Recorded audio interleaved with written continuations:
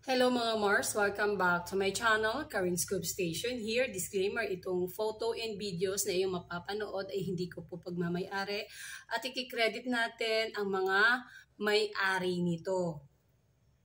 Kahapon ay napaka-lungkot na balita ang bumulaga sa showbiz mga Mars dahil isang veteran actor ay pumanaw na po. Si Ronaldo Valdez, 1947-2023. Ayon nga sa Rappler na aking nabasa, veteran film and television actor Ronaldo Valdez died on Sunday, December 17. Police confirmed his passing according to an ABS-CBN report. The cause of death has yet to be closed. He was 76 years old. Kaya naman marami ang nagtatanong mga Mars, bakit involved ang pulis?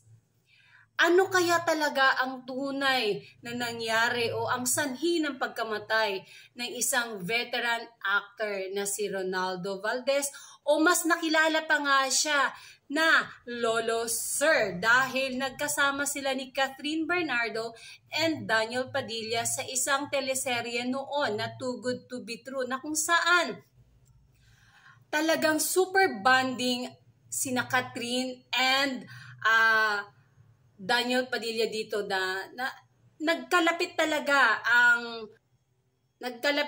sina Catherine at si Lolo Sir dahil super, kasi nga parang yung medyo pandemic days pa ata tayo nun medyo hindi pa, kaya sobrang close talaga sina Catherine and Lolo Sir. At dahil dito ay sobrang nagdadalamhati din si Catherine Bernardo sa pagpanaw ni Lolo Sir. At nung huling movie nga ni Catherine na A Very Good Girl ay sinuportahan pa ito ni Lolo Sir hanggang nung nagkahiwalay sila ni Daniel Padilla. Talagang involved din dito si Ronaldo Valdez or Lolo Sir dahil nung nagpa-change na ng color si Catherine Bernardo na orange, nag-comment pa siya na rebelde. Yun yung huling comment na nabasa ni Catherine Bernardo from Lolo Sir, na talagang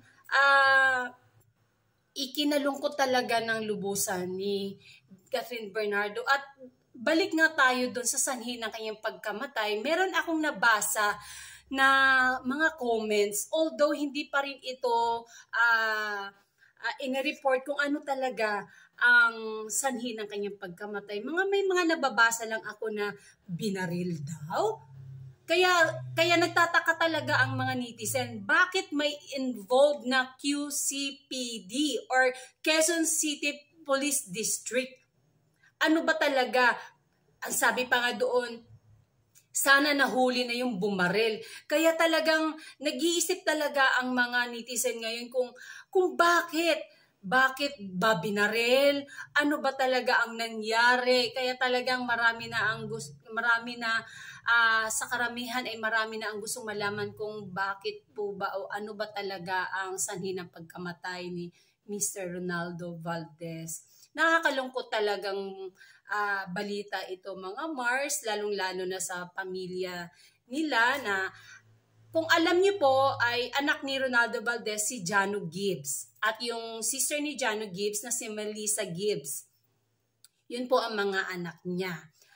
Nakakalungkot dahil magki-Christmas and mag-New Year tapos ganito ang sasalubong sa kanila, kaya nakikidalamhati tayo sa pamilya na nawala ni Ronaldo Valdez na sila Jano Gibbs, Melissa Gibbs at yung mami nila and the rest of the family. Condolence po sa family nyo. Mahirap sabihin dahil alam natin napakalungkot nga na balita ito na sana din po kung ano man yung sanhi, kung tunay man na baril nga si Mr. Ronaldo Valdez, sana mahuli na nga po kung sino man po ang gumawa noon. Nagluluksa po talaga ang buong showbiz ngayon, showbiz industry ngayon mga Mars sa pagkawala ni Lolo Sir.